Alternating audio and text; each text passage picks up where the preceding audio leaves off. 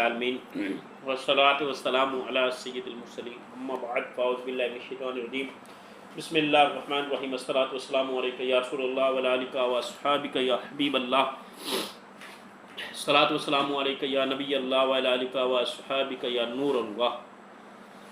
नबी करीम रऊफ़ुर रहीम सल्लल्लाहु अलैहि वसल्लम ने फरमाया, मुझ पर कसरत से दुरूद पाक पढ़ो, बेशक तुम्हारा मुझ पर दुरूद पाक पढ़ना तुम्हारे गुनाहों के लिए मग़फ़िरत है।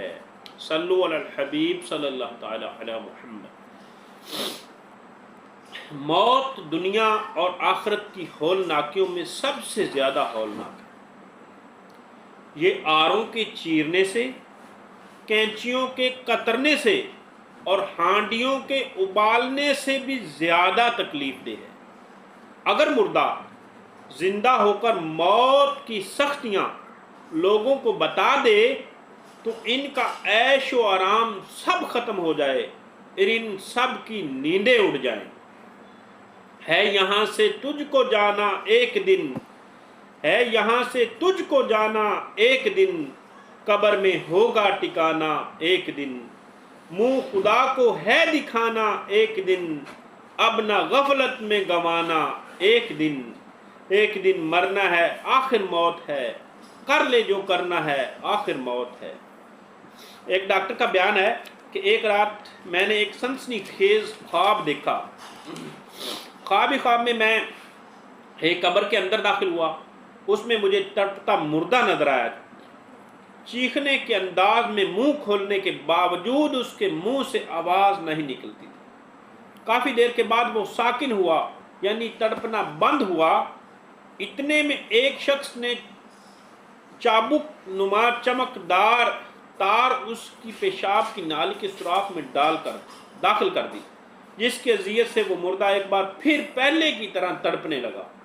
मुर्दे की इस अजियतनाक हालत पर मुझसे ना रहा गया और मैंने अजाब देने वाले से पूछा, इस मुर्दे को ये दर्दनाक अजाब क्यों दिया जा रहा है? उसने बताया, ये अपनी दुनियावी ज़िंदगी में जानी था, अब जब से मरा है इसे यही अजाब दिया जा रहा है। मुझे इस मुर्दे की हालत पर बहुत रहम आ रहा था। इतने में किसी ने मुझसे पकड़कर ज़मीन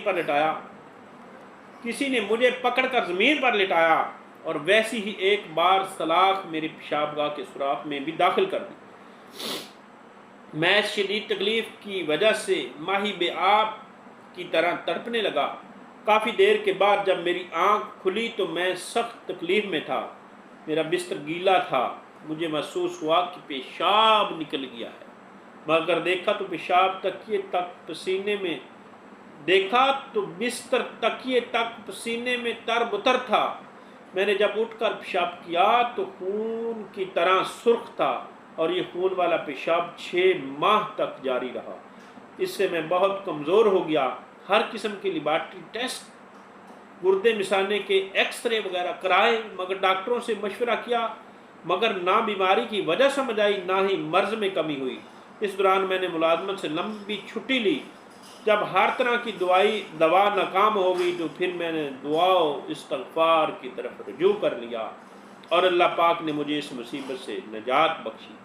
आज भी जब वो तड़पा देने वाला लाशा याद आता है तो खौफ के मारे मेरे रोंगटे खड़े हो जाते हैं।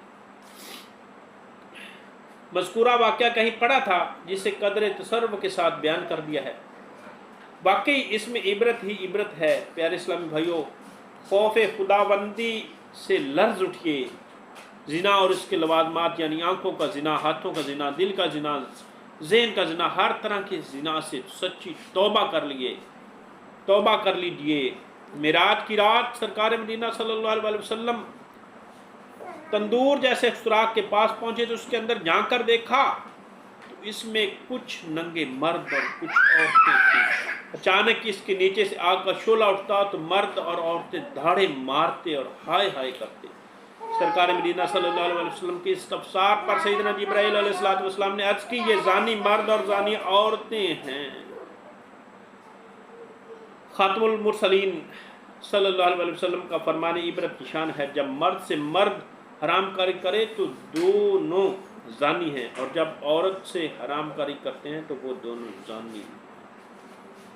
اللہ پاک ہمیں گناہوں کی بیماریوں سے محفوظ فرمائے، آمین بجاہ نبی الامین صلی اللہ علیہ وسلم۔